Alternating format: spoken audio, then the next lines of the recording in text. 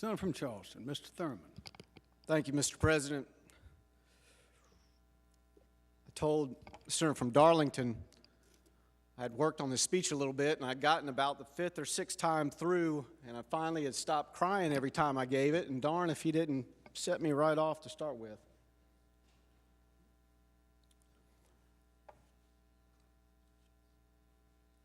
Really appreciate my family being here. Y'all have not met our newest addition, a little cutie pie back there, Nyland Cade. Nyland is a family name. My grandmother actually came over on a boat from Sweden, and that was her maiden name. And we are happy to have her. We got a full house, literally, 3 boys and 2 girls. And sometimes are a little bit more active than others, that is for certain.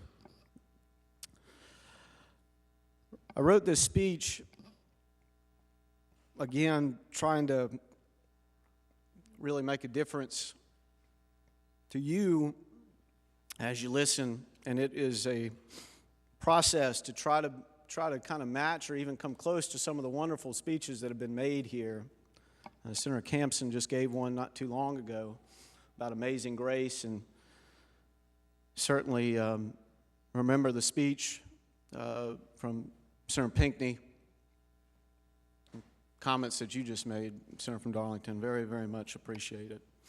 I'm going to try to get through this best I can because I do want to be able to say what is on my mind in regards to this decision. I really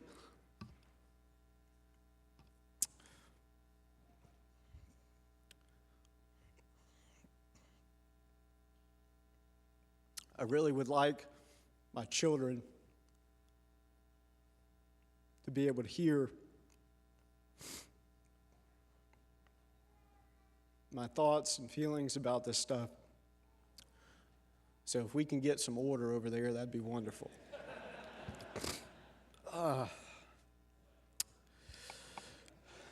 Might be easier said than done. Mr. President, fellow members of the Senate, thank you for having me. Occasionally listening, occasionally arguing, but all the time making me feel welcome and accepted. God has truly blessed me, and I'm hopeful that He will give me the words to express my appreciation in a way that relays my true gratitude to everyone involved. I also pray that I don't get too choked up because I've gotten emotional throughout this process of putting my thoughts down on paper. To the wonderful staff throughout this complex, thank you for all the help you have given me. I can't imagine how frustrating it is to be asked to assist on something that has no chance of success or is used to block legislation. But I have never heard a complaint from any of the staff members, just always hard work and a desire to contribute by a capable and dedicated staff. Same goes with my secretary, Vicki Walker, and the Charleston County delegation staff. Thank you for all your help to assist me in helping people of our area. That is what I was elected to do, and you have made my job easy. To the wonderful people of Charleston and Dorchester County, thank you for giving me the opportunity to serve you. It truly has been an honor. To my campaign manager, Billy Schuman, my campaign consultant, Chris Drummond, sorry to let you down by not running again, but it was a great time and you did a wonderful job, and I haven't forgotten it. To my contributors and supporters, thank you, and I hope I have made you proud.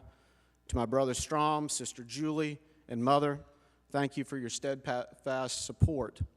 And to my law partners, Jesse Kirshner and Michael Timms, and my former law partner, Matt Yelverton, thank you for helping me get here.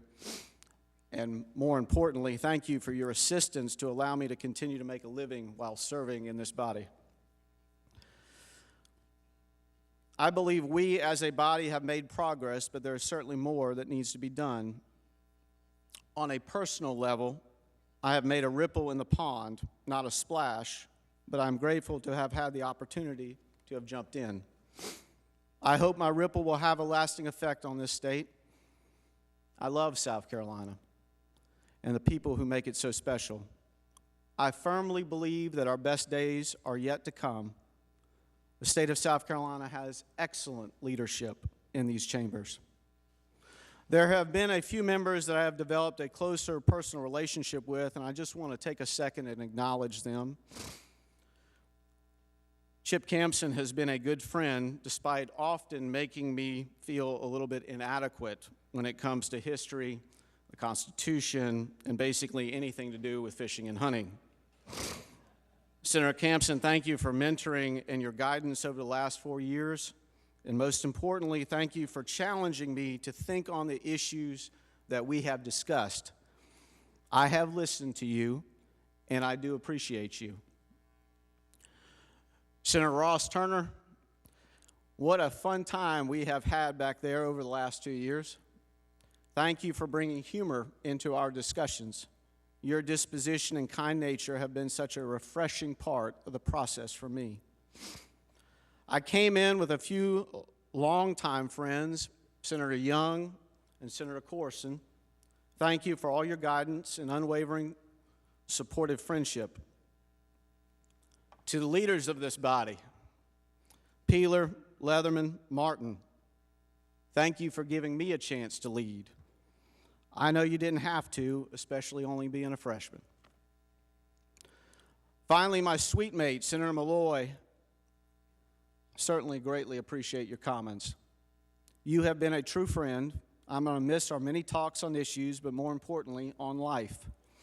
Thank you for giving me a chance to be your friend in an environment that encourages distrust.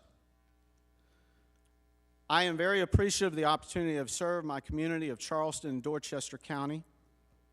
I literally felt that I had hit the lottery by being elected. Indeed, one and only out of 100,000 gets this opportunity to serve. It's not easy to get here. It was not easier to get here with the election mess and all the court fightings, but we did it. I don't think I could have imagined a more emotionally challenging time than the last 4 years. We had a member be basically excused for ethics violations. We had a member die in office, and we had a colleague get assassinated. Personal level, I had 2 more children. All of these events had me consider what is important in my life. Throughout my service, I have had one person sacrificed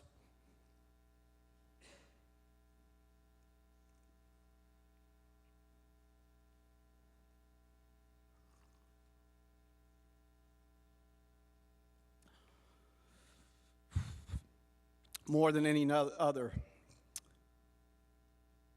and she needs to be recognized.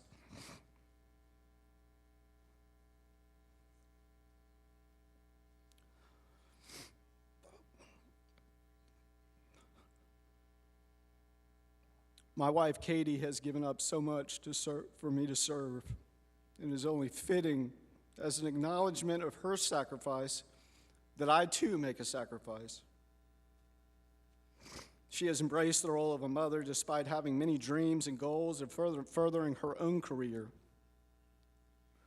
She has been my partner, my sounding board, and my best friend. Let me be clear. She is tough. We are in the most impressionable, important time in our family's life. All of these children are going to have choices in their lives. I want to help them make the right ones by leading by example. I want to be the role model for them so they can grow up to live productive, God-fearing lives. If I'm not there, the role model is one of absence. I have tried to do things differently since I got here.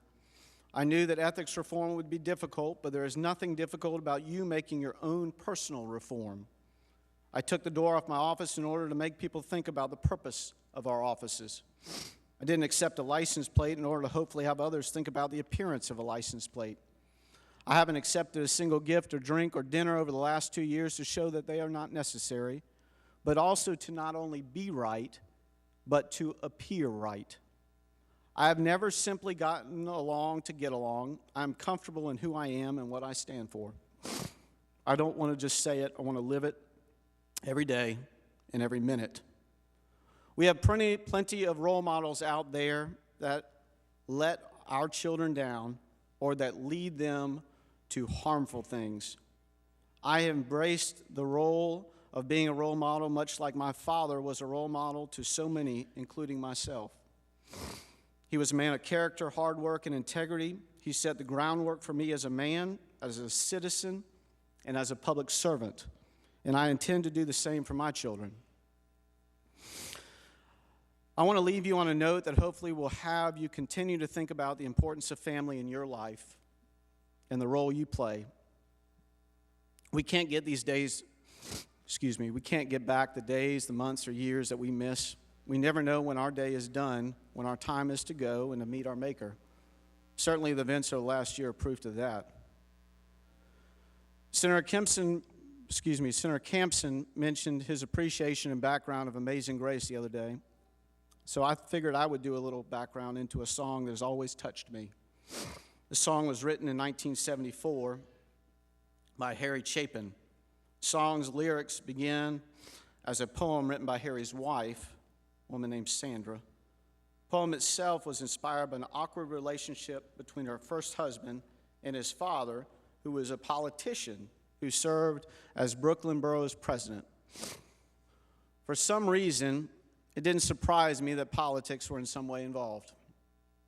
I would ask that you think about the first two verses as I read them to you.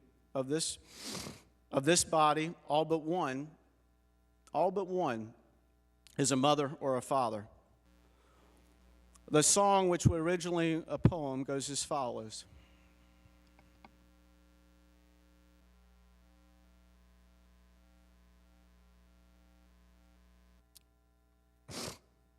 My child arrived just the other day. He came to the world in the usual way, but there were planes to catch and bills to pay. He learned to walk while I was away, and he was talking before I knew it, and as he grew, he'd say, "I'm going to be like you, Dad. You know I'm going to be like you." And the cat's in the cradle and the silver spoon, little boy blue and the man on the moon. When you coming home, Dad? I don't know when, but we'll get together then. You know we'll have a good time then.